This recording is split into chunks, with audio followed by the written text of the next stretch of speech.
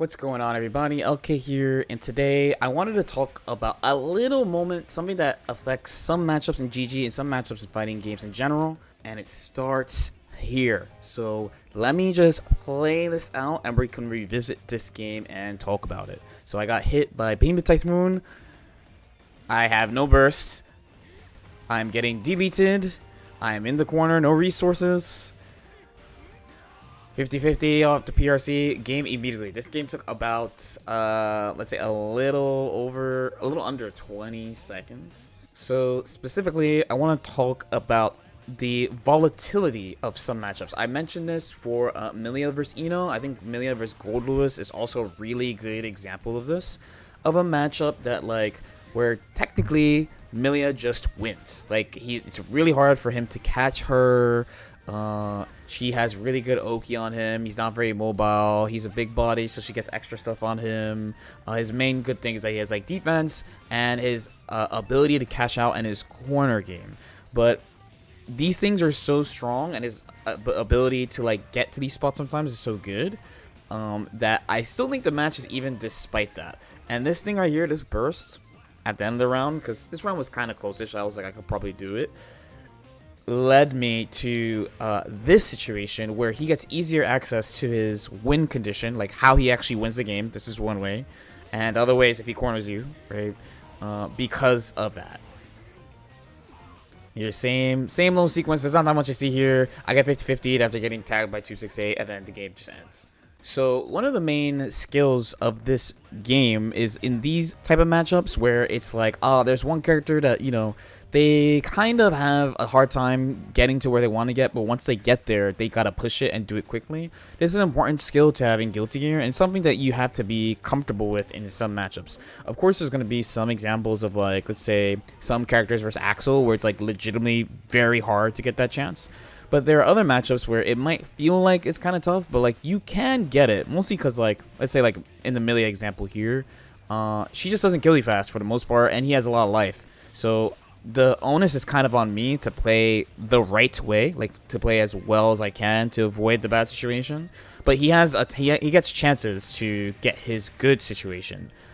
In this game, you'll see this is a pretty normal match where I'm just frolicking around, kind of dancing outside of his moves. I get caught here and there, but nothing too meaningful that's going to end the game. And I get chances to get into my good situations, and I run it the best I can. Now, on the other hand, he won't get his absolute best situations that often on me, but when he does, it's basically that's it. So when you're on the opposite side, we're on the end where it's oh, I will probably only get one chance to do this, then you really, really, really have to push it. This applies a lot to Gold Lewis, Potemkin especially. Potemkin is funny because I know especially you're starting him, you're gonna feel it's super, super tough. But once you get into that win condition spot, it really is over. So just you have to make sure you focus on it and keep aiming for it and roll with the punches, especially too, and not get discouraged when your opponent is running stuff on you. And there I closed around. So this is kind of what a game looks like if I play perfectly. So out of a spread of 10 games, I'm probably only getting this 3 times, and then there'll be 3 times where I get memed by Gold Lewis, and then the rest of the games are kind of in the middle, a back and forth. For characters that have win conditions like Gold Lewis especially, pay attention to the spots in the match where it starts going extremely in Gold Lewis' favor, because generally Millia is about just keeping things going at the pace that you want it and keeping your turn, the kind of the way you see me do it, right? So here you see me get the hit. I'm trying to push my Oki, go into Septum. This is probably game if he doesn't defend, and that's that. So Millia is kind of a cascading. Once I get my win condition, I kind of just want to repeat the sequence as much as I can, but it could take a little bit.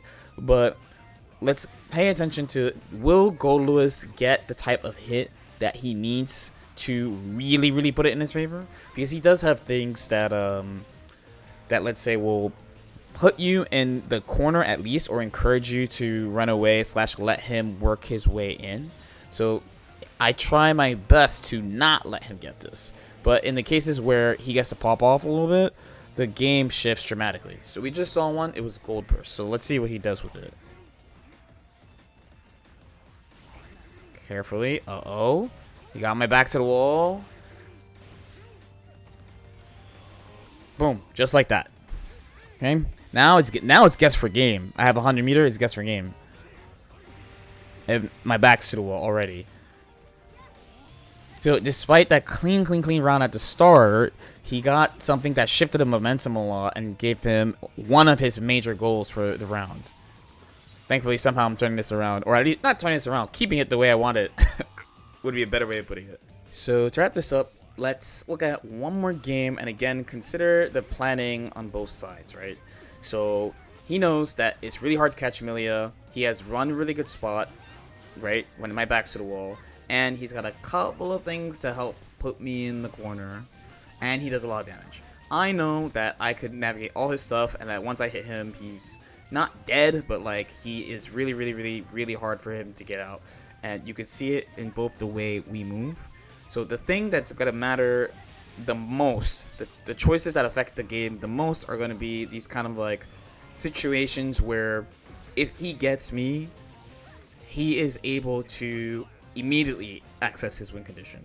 Not like little hits, like let's say for example like he hits me mid-screen with 684, like that's a big deal, but like things like him goal bursting me, him hitting me with 268, those, or him just hitting me near the corner in general, him catching me with 50 meter, those are like the really big things.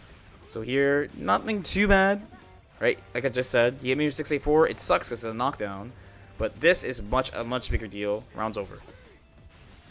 He knew it, I knew it. Round's over. So again, despite him having problems getting to me over these games, and of course I've been just picking games to like help show the point. Once he gets in the good spot, he pushes as hard as he can, and of course Gold Lewis does a ton of damage. Boom.